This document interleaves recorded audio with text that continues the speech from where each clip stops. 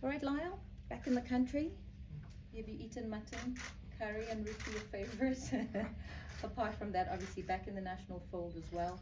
Your thoughts on the last game and also just team camaraderie. Yeah, always great to be back. Always nice to be back home. Like you mentioned, the food especially. But apart from that, the main thing that we have for is the national team. And yeah, I think the game on Saturday was a tough one, a good learning curve for us to play against a team who plays in a low block, in a team that set back. Obviously, there were lessons that we learned, but I think that we still created a good amount of chances. Learn from it going forward, and yeah, hopefully we can get it right in the next game and try and win that game.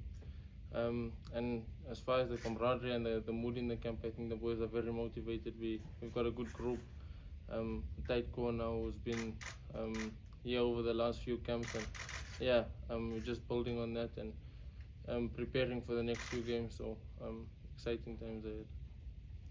Thank you. Taking questions for Lyle. You can start. Yeah, you've had a good start to the premiership season. Just wanted to come back, and is it a bit of a break in your season there, or what do you come back for and wanting to achieve here when you come back? What do you mean a break in my I'm season? saying as in like you've got to come back from England to South Africa, play international friendlies, and then you go back to club football. Well, it's my country at the end of the day. Before dreaming of, I think the highest honor for any player is being able to represent the national team. So I don't look at it as, breaking anything. It's always an honor to come and represent. Yeah. And just what do you want to achieve when you're here? In the short space of time, what do you want to achieve with the national side? Obviously to improve, to win games, and to, like I said, there's a new core group. Lots of young guys. I think I'm the youngest in this camp, but yeah, I think that this group can do a lot. We've proved it over the last games in the qualifiers, and there's lots to achieve. So yeah, hopefully, just going forward now, preparing for Congo. October it is, November, and then January. I think we've got a big 6 months ahead, and preparation and being able to spend as much time together is very important. Benji and then Lawrence. Lyle, you've obviously been in good goal scoring form for your club side. Just to follow up on that, and for South Africans, it came just at the right time, just before the international break. Has it changed at all how you come into the national team camp? How you feel? The confidence and feel good factor for you, having scored a couple of goals for your club side just a few days ago. Well, definitely, yeah, it changes a lot. I think coming into any environment, coming into any camp, having scored goals, or as a striker performing well, enjoying your football. I think even just going, if there wasn't a national team camp and I had to play a friendly in England, I'd still be feeling good. So yeah, definitely a feel-good feeling is there. I don't think it necessarily changes my attitude on coming to camp.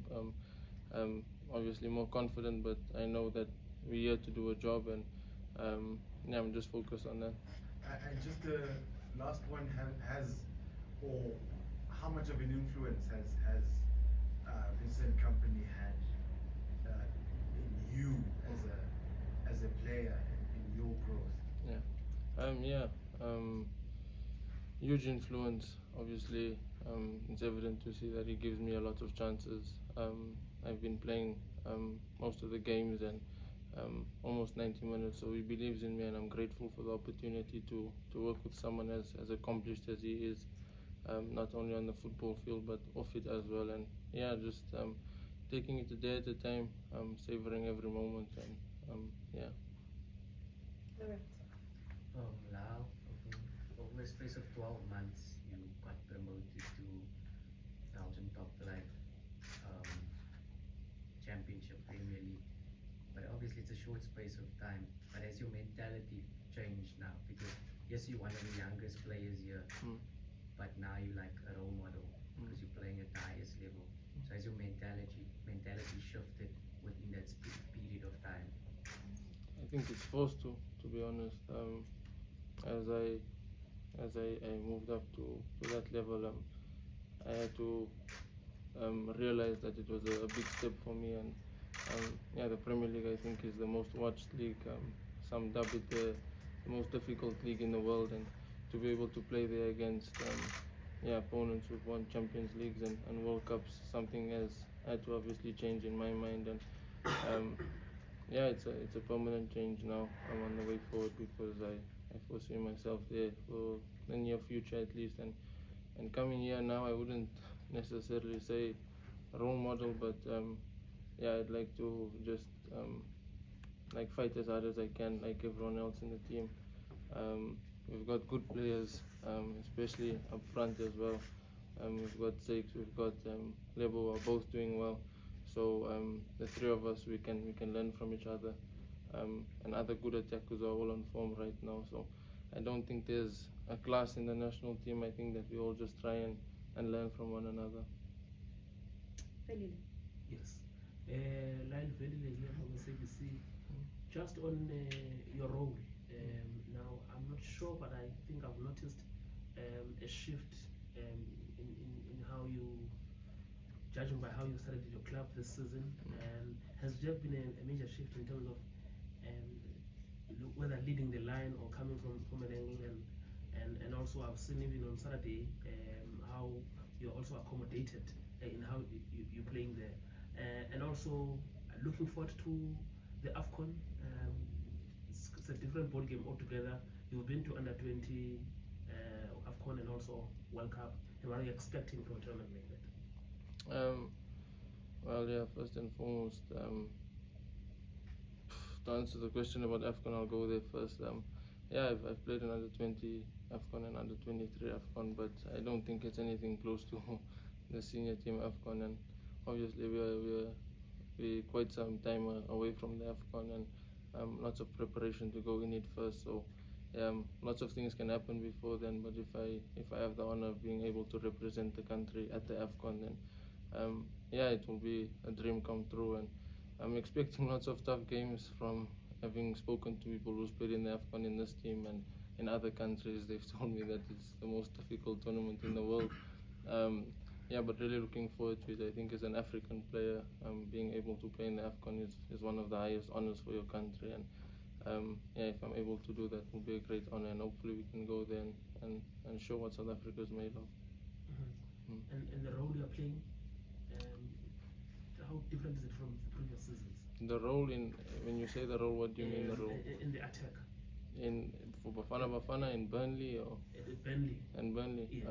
Well, the role is, yeah, I'm the striker at Burnley, so obviously I need to score goals for the team to try and help the team, and like I said, yeah, I'm one of the youngest, but at Burnley we've got a very young squad, especially the front line. I think everyone's like 18, 19, and I'm an old head, so to say, but yeah, I just need to we try and motivate each other, we try and win games. Like I said, the Premier League is tough, but I believe in the young players that we have, and we just continue to press forward.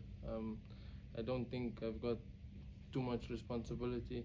As of yet, there are lots of senior players who've played at that level for some time, but I'm definitely trying to assert myself. Maybe just to rephrase my question was, because I remember you were not here for Morocco. Yes. Push explained that he has spoken to Vincent Cameron, and I know that a lot goes into pre-season. Yeah. Maybe specifically different from Morocco, from last season. What was it that in the attack Vincent was expecting from you this season? Just expecting me to be me, to play my game. Yeah, like coach said, he spoke to Coach Vincent, and they had the conversation that allowed me to go to the pre-season there, and yeah, what's happening in the season now is what Coach Vincent wants from me, but yeah. It's the last three. 1, 2, 3 questions, and then we're done. Then we'll move on to the one-on-ones, guys. There'll be time for one-on-ones.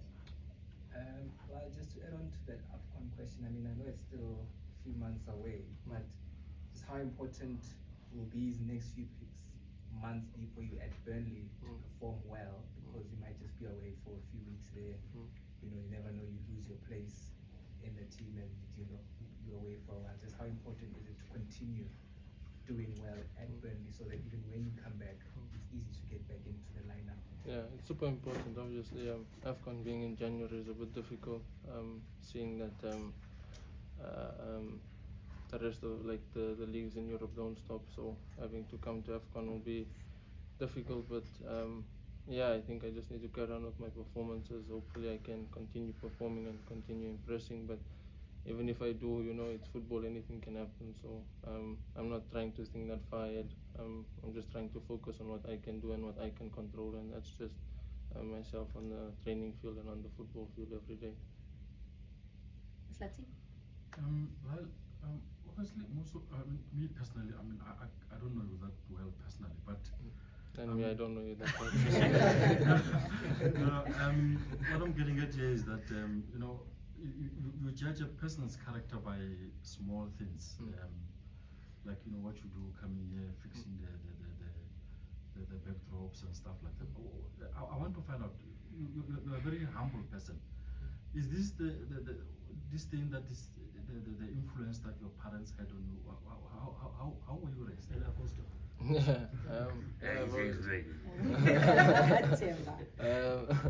I've always had good people in my life.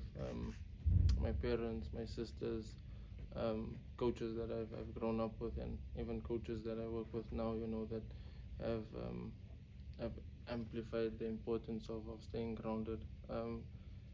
Because you know, anything can happen in football. Tomorrow, God forbid, I can break my leg, and there's not reasons to the humbleness, but situations and experiences that I've seen over my life that have forced me to be there, and I wouldn't have it any other way. It's a blessing to be here, and I just, you know, with the banners, it's not anything big, but yeah. Because most of the players will do this. I don't know. Yeah. Like I said, I'm just helping with the banners. I don't say anything huge about it. So I don't know how to answer that question honestly. And you'll always find him helping. I mean, I not don't just know me, how to but answer that whoever question. needs help, you'll always find him helping. Timber, can you wrap it for us, please? Lyle, welcome back once again. I just needed to find out something. I mean, you've always been seen with the likes of Munyani, who has always been your childhood friend and stuff. What does it mean to you to see that the people that you grew up with, you are still on the same journey with, and you are now in the senior national team? I mean, there's about 4 of you guys there that you know that you've played for the same team growing up. How much of that means a lot to you? And just to add to that, I mean, Stephen Binar, you grew up around the man. How much of him has helped you mold the Lyle that we have now? Yeah. Firstly, to answer the Tabiso question, that one is super special. Munyani, I think we've played together since the age of 12. Tabiso, super fast. You know, we had the choice to do athletics because he was one of South Africa's fastest sprinters in our age group, and Palashus brought him, forced him to play football, and Tabiso actually lived at my house with me for a year. Like, we slept in the same bed, went to the same school, so being able to represent the country now together is something super special for the both of us. And yeah, just happy that we're here and that we're able to enjoy the moment together.